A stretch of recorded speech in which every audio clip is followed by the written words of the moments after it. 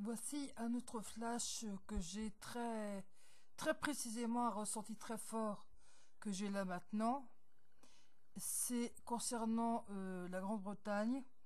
Donc je vois qu'il y aura une sortie surprise coup de théâtre du Brexit.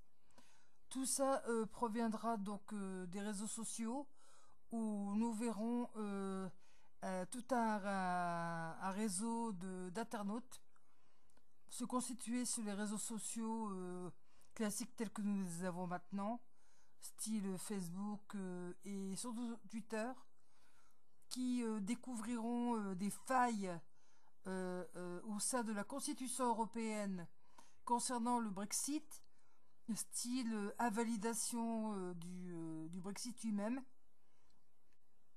et aussi des incapacités d'application de textes de loi qui vont se contredire l'un l'autre, ou voire même de grosses failles juridiques qui feraient que la Grande-Bretagne, contrairement aux souhaits de ses citoyens qui avaient voté pour le Brexit, donc ce Brexit serait annulé pour des raisons juridiques, donc de failles qui auront deux volets.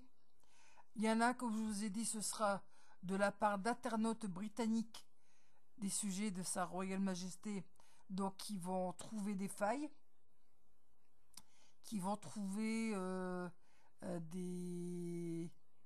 des trous juridiques concernant les règlements de la communauté européenne.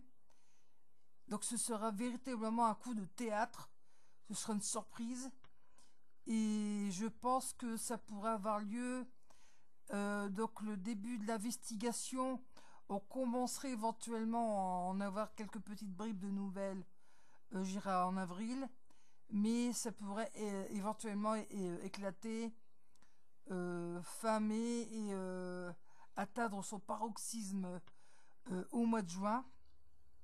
Ce qui fait que nous pourrions voir la démission de Madame Theresa May et donc l'arrivée d'un nouveau Premier ministre.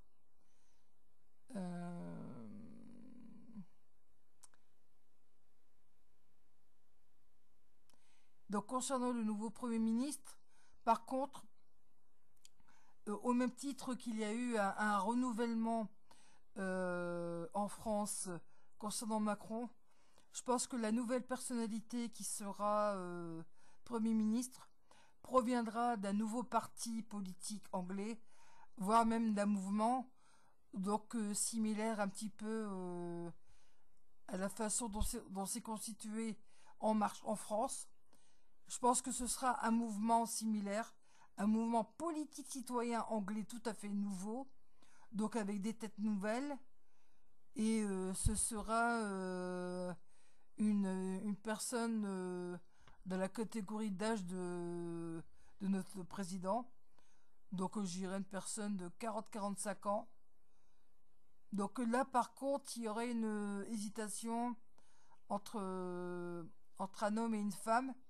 Donc il y aura une véritable lutte au sein de ce tout jeune mouvement pour voir peut-être bien une femme gagner.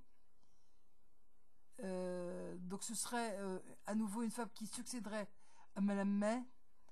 Mais comme je vous dis, ce sera d'un nouveau mouvement politique, comme je vais vous dire, l'équivalent un petit peu de En Marche. Et tout comme ce qui va se passer également donc en Allemagne. Donc en fait, le mouvement En Marche est en train de faire des petits un peu partout en Europe, pas forcément défendant les mêmes valeurs que le parti français, donc LREM, mais une nouvelle façon de penser la politique, plutôt maintenant, et ce sera la nouvelle norme maintenant, sous forme de mouvement plutôt que de parti politique tel qu'on l'a toujours conçu, et avec une nouvelle façon de procéder telle que les nouvelles technologies nous le proposent pour le partage des informations concernant la politique que sont Facebook, Twitter et tout ce qui se passe sur les téléphones portables.